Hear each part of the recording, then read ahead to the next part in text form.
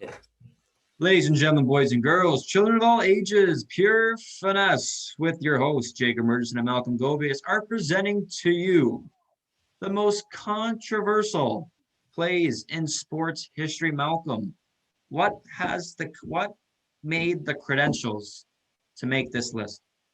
Well, I think you told me this best. It's not some of the worst blown calls. It's these plays that it could go either way, right? We could go to one team or one individual or another, and there's a case for both sides. We don't want to just see these big plays where, like the hand of God, Maradona, like that was a clear cut. He used his hand. It's not that controversial. We knew that he used his hand, but it was still called a goal. I think these plays are like, okay, maybe that was like for example, football. Maybe that was a catch. Maybe it wasn't. We don't know. I think that's the first one we have up. If we want to talk about that, it's Let's get right into it here. The first yeah. play is the Dez Bryant catch. Malcolm, let's get right into it. Yeah, the Dez Bryant catch in the NFC Championship. Tony Romo throws a pass deep to Dez Bryant. Dez Bryant goes up to make the catch over the Green Bay Packer, and he comes down with it, and it looks like it hits the ground, right? Hits the ground there, and I don't think he has possession the whole way, and I think that's what the refs were looking for, right? Yeah, to say the least, he did not. Well, the referees deemed that he did not have full possession of the football when it came down to the ground. Yeah. And the ground obviously cannot cause a fumble, so that would be deemed an incomplete pass or down at the 2. Is that the football move? Even, that would be in the process of the catch. It needs to be 2 feet down and a football move. And I guess lunging for the goal line, for whatever reason, was not deemed a football move. And to say this game didn't mean much would be an understatement because this just happened to be in the 2014 NFC Championship game to see who goes to the Super Bowl. And something similar that happened, if a few years back, it was Vance McDonald getting a big pass from Ben Roethlisberger in one of the last games of the year. It's almost the same thing, right? He was lunging forward, and the ref said you can't be lunging forward, and you still don't have full possession of it, even though he wasn't touched or anything. He got the touchdown, but it was not called a touchdown. Same thing here. You couldn't be lunging forward. I just don't think it's a catch. I think you agree with me. You don't think it's a catch, but we ask any Cowboys fan, and what are they saying? Absolutely right. They're still wishing Dez Bryant was throwing up the X and Big D still. Yeah.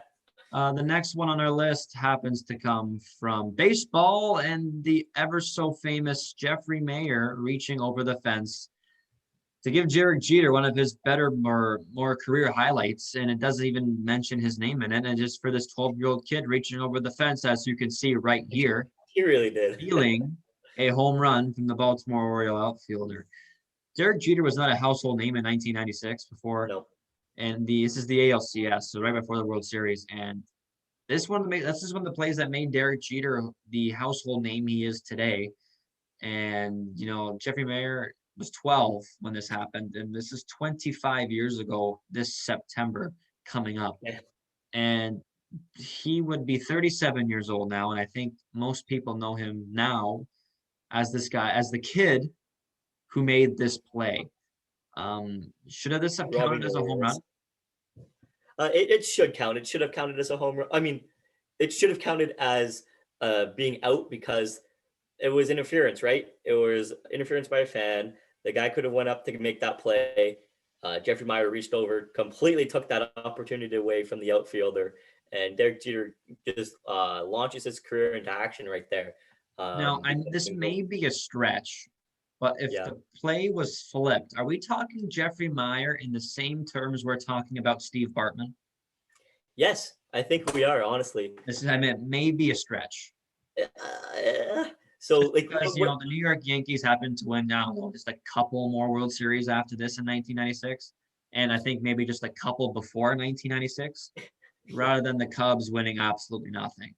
Since 1908 and just won in 2016. So, and also this kid is 12 years old, right? You're not going to fault the kid trying to get a baseball. Like, I'd be doing the same thing. Exactly. That's where you can give him some leeway, right? He was just a kid. he probably knows now, like, hey, maybe I shouldn't have done that. But you're 12, you want a baseball, you're reaching for that baseball. Well, I remember he getting interviewed the day after the game was over. Like, oh, what did I do? I didn't think it was such a big deal. Yeah, Like, come on, you're he didn't even know. giving the kid some slack. But Exactly. it could go either way, thinking if it was a home run or not. Yeah. Next play comes from the NFL, Malcolm, and this was the tumultuous fake referees with this play. Yeah, and Russell Wilson throwing a deep pass into the end zone, and as you can see, it was a Hail Mary. It was to win the game, right? It was a do or die moment, and it looked like the Green Bay Packer, he got up there, made that pick, Got it looks like he gets first. possession. Looks He like got he it got it first. first. And like you told me this too, when it goes both ways, it would go to the defender. You're right, right. So it clearly looked like the Green Bay Packers intercepted this ball, and the fact that they're both the refs, like you said, these fake refs, they didn't know what to call. They're saying, "Oh, touchdown! Oh, no touchdown!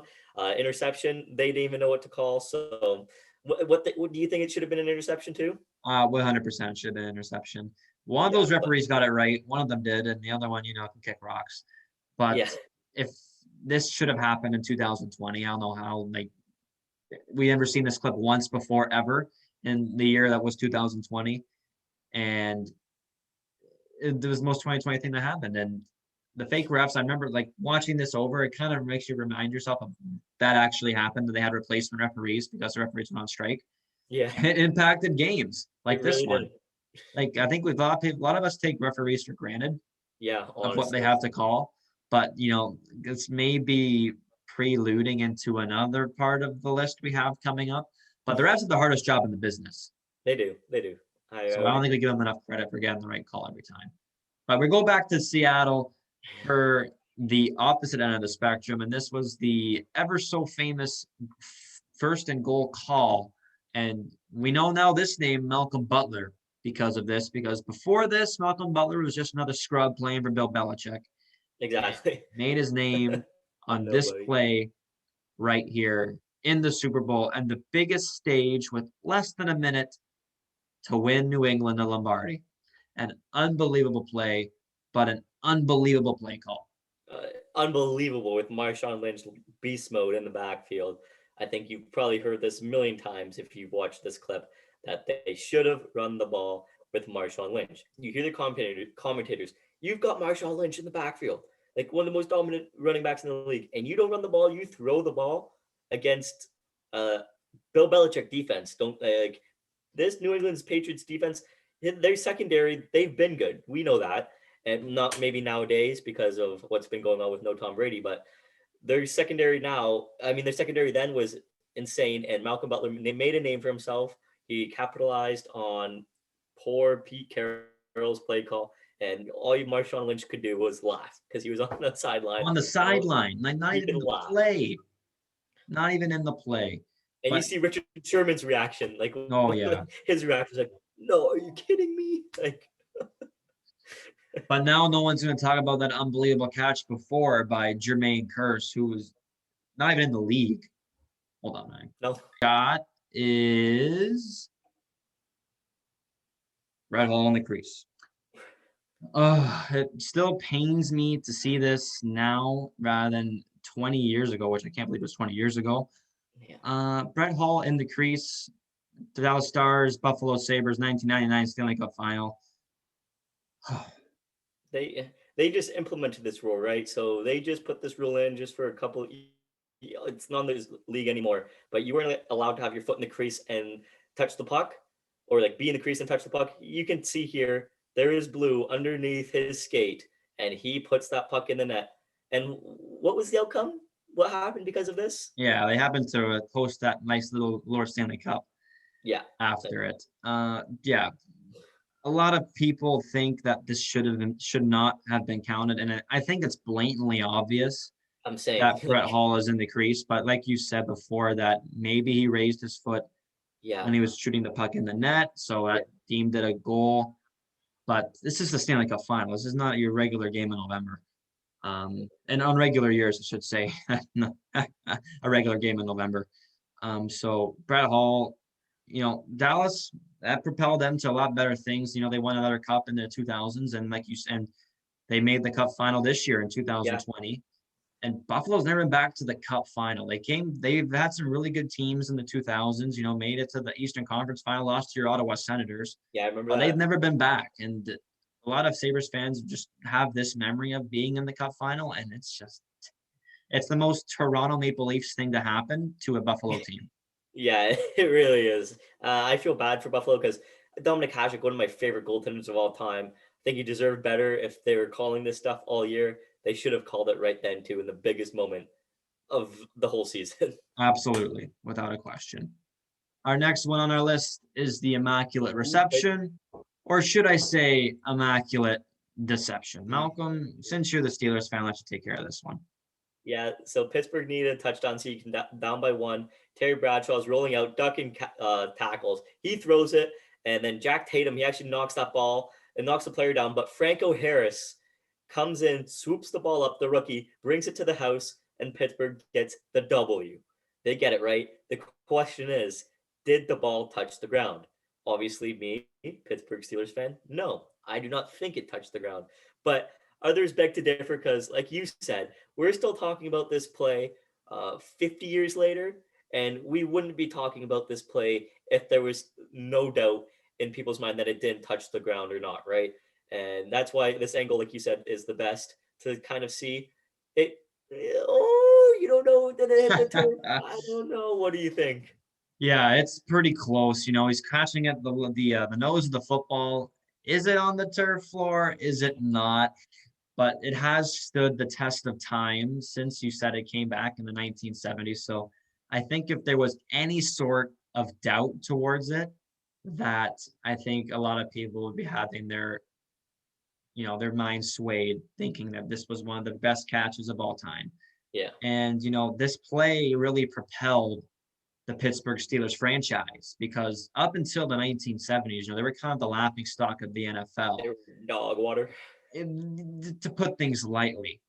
And then, like you said, Terry Bradshaw, Franco Harris, Lynn Swann, Stallworth, Mean Joe, Mel Blount. Those guys changed the Pittsburgh Steelers franchise for the better, and we now know them now as one of the biggest powerhouses in NFL today. Yeah. So the Immaculate Reception had a lot of downfall and uprising for both teams, Yeah. and it's going to live in infamy for a long time, whether you think it's a catch or not. Just gonna say this isn't the first time you see the Oakland Raiders on the wrong side of the stick in this countdown. Yeah, to put things lightly. This next one Oh, coming from basketball in the 2002 Western Conference Final. Sacramento Kings going up against the Los Angeles Lakers, and I guess the referees too, because there was some yeah. pretty suspicious play calling going on in this Western Conference Final matchup. Sacramento has been the laughing stock of the NBA for the better part of 20 years, the last 20 years. And the LA Lakers were dominant in the early 2000s. They had won 3 straight NBA championships. Say the least. And I think the NBA wanted them to win a couple more. I think they did too. And you got guys here fouling out in this game 6 where Sacramento could have taken the W and moved on to the NBA Finals. But I think Pollard there, he fouled out. I think Weber picked up his 5th right about here. You'll see this. He got this offensive charge. And you talked about this. Back in the day, these calls, they shouldn't have been made, right? They wouldn't have been made in today's era with all these light calls and soft referees. They'd be calling almost everything. But back then, they let these guys play. And to see these types of calls being made when they weren't being called all season long for many years is kind of ridiculous. It kind of makes you think, hey, maybe this is rigged. Maybe the NBA really does want the Lakers to win another few championships. And it just looks like that. I know this one we just saw here, that one was clearly a foul. But there's a lot of other calls. And Sacramento was up 1 game, and they were up in this game with 3 minutes to go. And they lost because of all the bad calls and whatnot. So, yeah, the Sacramento team was absolutely stacked. Vlade Divac, Peja Stojakovic, Mike Bibby, Jason White, Chocolate Williams, and Chris Webber. Yeah. So they gave the Lakers a good shot for the money, but I think people would rather see the NBA as a whole would rather like to see the Los Angeles Lakers in the NBA Finals rather than the Sacramento Kings. Yeah. To put it lightly. Yeah. Well, our next one on the list is coming from football, and it is the Music City Miracle from the 1999 wild card round series between the Buffalo Bills and Tennessee Titans. Is this a forward pass here, buddy? Because a lot of people are thinking yes. Right here, you can see it. Hand it off. Where is he? The 20-yard line. There he is. He throws it back. Now, where is that ball? I think, okay, now I'm looking at it again and again and again. And I think that ball may be a little bit in front of that 20-yard line after seeing it for the millionth time in my life. I was gonna say, like, it's been pretty played on over the years. Exactly. And after seeing that again and again and again, I just every time I think that looks more and more like a forward pass. I didn't want to believe it because hey, I don't like the Bills that much, but they got the bad end of the stick here, and they have for many years in that era. Yeah, Four straight 'cause for a championship long up until 2018, they hadn't made the playoffs since this Music City Miracle play. Yeah. I think, Dyson here, I think didn't do himself very much favors by the way he caught the ball, having to come Yeah, back for it. exactly. If he would have been, parallel to the player, but maybe that's why it's a backward pass. Maybe that's why. But I don't think he did himself much favors. And if instant replay I don't think was it implemented I don't think so. or was as big as it is today. Yeah. And you could definitely see both sides of it here if you think it's backwards pass or not. Yeah. But this is obviously one of the biggest playoff plays of all time. And I think it'd be even more bigger if Tennessee would have won the Super Bowl. Yeah, it really would have been, but obviously they didn't. So on Keeps to the Buffalo next. fans happy. Diehards. Our next play happens to come from baseball, and one of the best Kansas City Royal players of all time, George Brett, happens to be the president of baseball operations for Kansas City. Hits this home run, and the umpires were a little suspicious of the woodwork he had, and there happened to be some pine tar on it. And what was his reaction, Malcolm, to what he thought would have been a called out play? So his teammate telling him, "Hey, I think they're going to call you out because of the pine tar, right? You just cracked this thing 400 yards, right? You just boom, cracked it. It's over the fence. It's over the stanchion there." His teammate's like, "Hey, I think you get called out because of the pine tar." He's like, "Are you kidding? If this gets called," he's like, "If I get called out, I'm going to go kill one of those SOBs." Talking about the referees as they're debating whether or not they're going to call them out or not.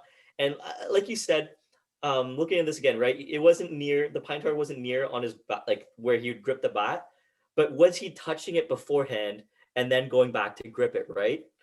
And maybe that's what he was doing, and that's what they're thinking. Hey, maybe he was like trying to throw us off. It's not really down here, but he's touching it and then going back down, so he gets that. Yeah, I was going to say back in the day, there was such a thing as batting gloves. So I mean, exactly. So it was kind of tough to hold on to that bat. And then you see him come out here. One of the, like you say, one of the greatest reactions in all time to any call. The 6-6 ref comes over. He's like, "Where is the guy? Where's George? You're out." He's he's livid, being held back by two refs, trying to not kill this massive referee. That's insane. yeah, it's definitely one of the best meltdowns in sports history for sure. But that does come with its credit because we don't know if he was using the pine tar for what you said, a little pull down and then a little stick, Yeah, who So knows? maybe he did it in a subtle way, but from this reaction, I think there's no doubt that he was not planning on using pine tar that way. Exactly. I think, like we discussed, I don't think it was unjust that they called this home run back because, like you said, either way, he cracked that ball over the fence there. Yeah, I And don't think he pine tar was bringing that one back. exactly. But we are on to our last play, and for obvious reasons, we saved this one for last because for a lot of kids that are our age and maybe just a bit older, this play from the 2002 AFC Championship game between the Oakland Raiders and New England Patriots lives in infamy for this play right here. Charles Woodson, NFL Hall of Famer, laying on Tom Brady for one nice sack. Could have been, should have been a fumble, but the Yeah, tuck rule saved Tom Brady and the Patriots. it really did save Tom Brady and the Patriots.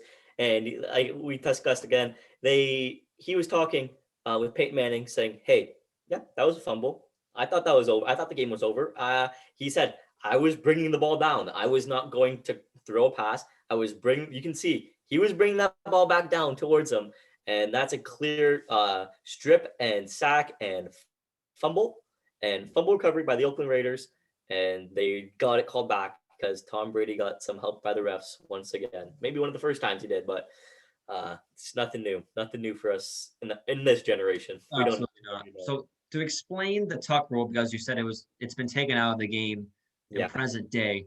Yeah. If you're bringing the ball forward, and you lose control of the football, it is deemed an incomplete pass. Yeah. And you see in the clip that there's a bit of a pause from when Tom Brady gets it, tucks it in, which hence is the tuck rule, to make it an incomplete pass. Exactly. So And he even said himself. Saved his bacon. Exactly. But like you said, Adam Vinatieri after that, he came back and he nailed that field Two, goal. not one, Yeah. two in the field goals. snow, so to tie it and to win it, ridiculous. So it was good to show off Adam Vinatieri his leg, prove some maybe his GOAT status as best kicker of all time in your opinion. Yeah. But it wouldn't have happened unless the refs got the right call, right? So they didn't get the right call. They got the wrong call. Yeah, and you think of, like you said, Immaculate Reception too, what plays can do to franchises. Yeah. Oakland has never came back to an AFC Championship game since. And No. the only other season I can think of in present day after this play happened that the Raiders were somewhat decent team was in 2016 when Derek Carr was almost playing like an MVP quarterback. Yeah. Oh my Tore his God. ACL, and Connor Cook, I want to say his name is, quarterback of Michigan State, came in and they just got pumped by the Houston Texans on Wild Card Weekend. And that has really been the only good season the Oakland Raiders have had since this play. Yeah. So, and the ref for this game, Walt Anderson, has not called an Oakland/Las Vegas Raiders game since. Has not stepped foot in Oakland, has not stepped foot in Vegas, because he's going to get ridiculed. He's more than ridiculed. He should look out behind his back because I bet there's exactly some that. feel And upset about Tom Brady was not Tom Brady in 2002, and I think he's won 4 Super Bowls. He won a Super Bowl with this one, and I think he continued to win 4 more. So just one play can hinder a lot of repercussions for all the wrong reasons. So that does it for our list of the best controversial plays in sports history, Malcolm. We'll be back this weekend to bring you the weekly recap. A little bit of the sportsgasm action there with the graphics. We have to bring that back for the weekly recap. So until we see you next, it's Jacob. and Cole.